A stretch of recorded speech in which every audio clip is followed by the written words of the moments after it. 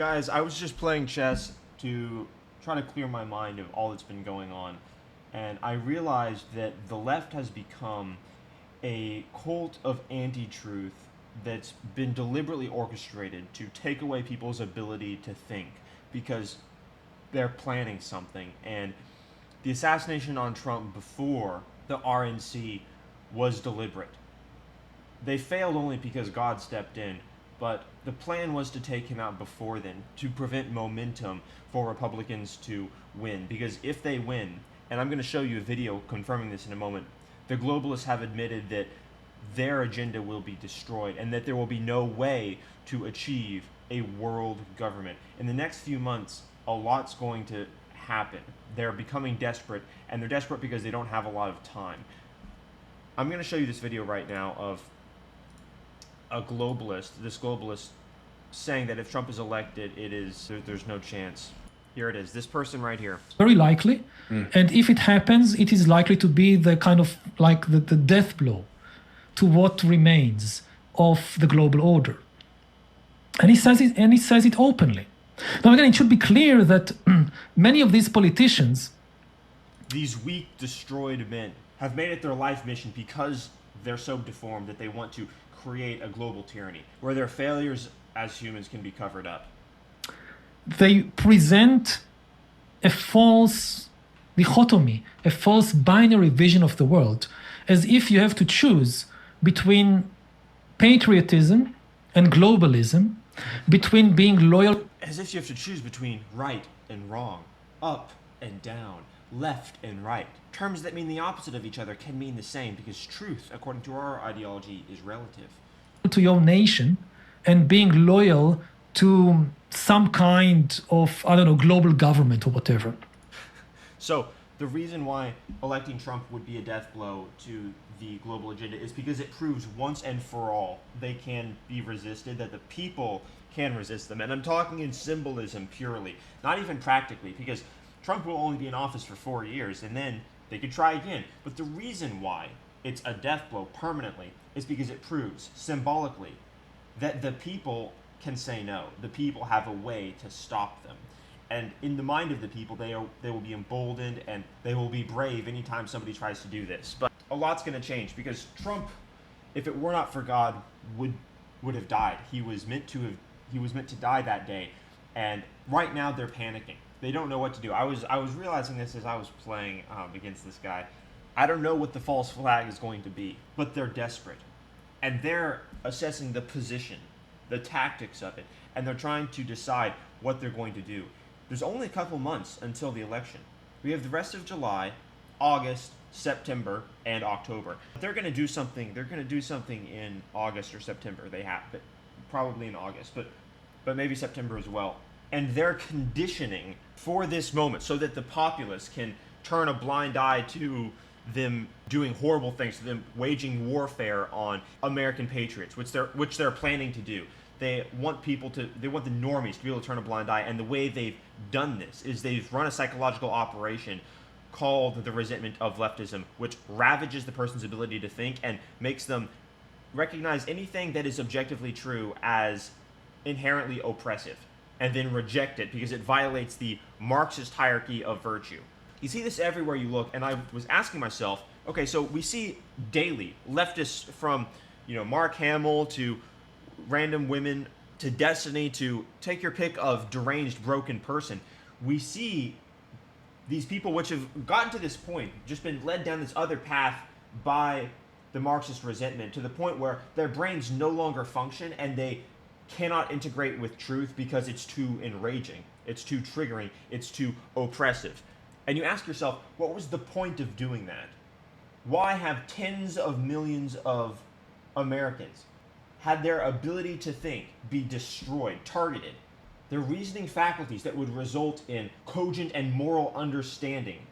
Why has that been attacked? It's because they're planning something so heinous, something so truly evil, where their evil will be on display. They have to have people to be able to look away and not recognize it as evil because it's going to be so enormously awful.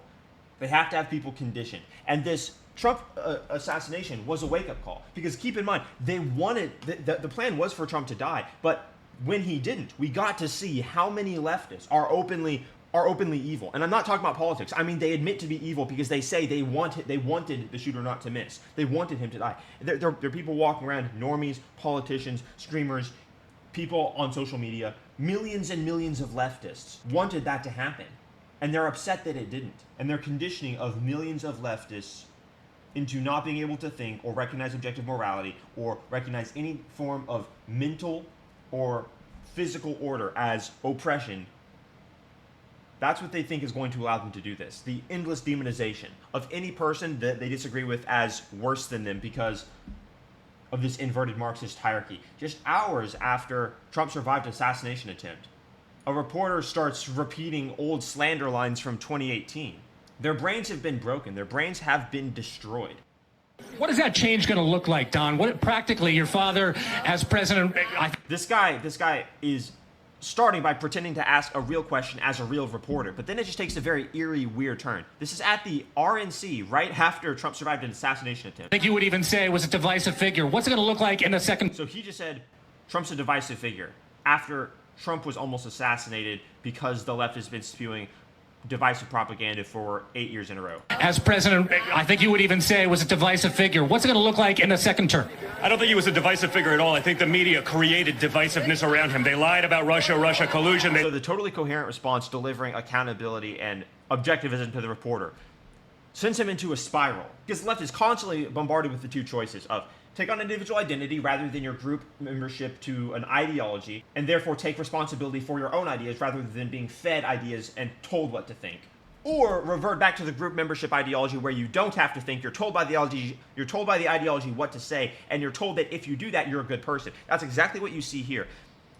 And it's very, to me, it's like we're seeing these two symbolic archetypes being represented, where one is a gleaming demonstration of individuality, reason, rationality, living in objective reality, and not a slave to this death cult of an ideology. And then this broken human, which has been fragmented, their psyche's been destroyed, they're unable to engage with objective reality because they demonize any form of coherence whatsoever. And we have these two people living side by side. The goal of this was to use the destroyed people as an army, as a backbone, to justify heinous actions that they're planning. They need an unthinking populace, but too many people have woken up. Said he was Take a look at this, though. a traitor. They went after him in every which way as possible. If the media actually starts being an honest broker, talking about the things that he did, the prosperity he brought, the peace deals that he signed around the world, rather than the disaster that we're living right now, I think you do everyone in the country a big favor. Yeah, but the thing is, everyone knows that already. That's the reason no one's listening to the mainstream media. That's the reason I'm watching this on X. Everyone's been mocking the mainstream media. Did you see the headline? Like, there was a headline that everyone thought must have been satire from CNN, where they said after Trump's assassination, Trump rushed off stage after he fell down. Like, I'll show you. I'll show you what I'm talking about. Look at this. Secret Service rushes Trump off stage after he falls at rally. A human wrote this, guys. A human wrote this headline. Look at this MSNBC. Look at this ABC News headline. Trump says he was shot at. Impossible assassination attempt. What do you mean Trump says? It was on national TV. Everyone saw it. So everyone says because it happened. Reality says. They want to paint truth as being subjective based on who says it. This wasn't deliberately orchestrated like a tactical move on a chessboard. This was their natural mode of operation. They've become so stooped in identity politics. This is actually what they write. This is how their brains have been destroyed. I'm showing it to you here. Now, a lot of people have been saying the type of reactions that we've witnessed from, people saying they're upset that the shooter missed. It's clearly demonic, and some have been saying that this is a sign of demonic possession. I think that demonic possession is real, but most of what we're witnessing, like here, for instance, there's many examples of this. Where broken leftist women have been saying heinous things. This is the conditioning. It's not necessarily demonic possession, although it may be. It's, I think, the conditioning of the leftist ideology, breaking people's brains down over the course of years, teaching them not only not to think, but to think at all is to engage in oppressive mechanisms. Because thinking results in the disintegration of their ideology. There is a breaking point coming. There is a breaking point coming where these insane people will be held accountable and their brains will fully break and they'll be forced to reconstruct. That's going to shatter a lot of people. It's going to shatter millions of people. In future generations, the problem is going to be the old liberal woman instead of the old conservative man who is, unable to grasp the future. It's going to be the old liberal woman that believes things that are just completely, literally untrue due to her resentment that was practiced through leftist ideology. But watch this sad propaganda cartoonist, journalist, react to that accountability and have that brain snap moment that I talked about where he reverts back to anti-reality. I know immigration's important to him. I covered the family separation crisis closely. Will we continue to see policy? I covered the family separation crisis closely. Will we continue to see policy? Randomly talks about a random thing.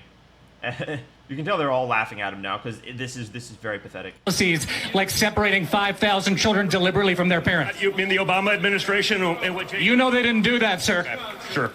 Will there be a second family separation policy? Now they're all laughing at him. This is the stuff they said in 2017 and it was debunked in 2017. It's like a dementia patient that can't remember what's going on. And so they reference old incoherent things from years and years ago.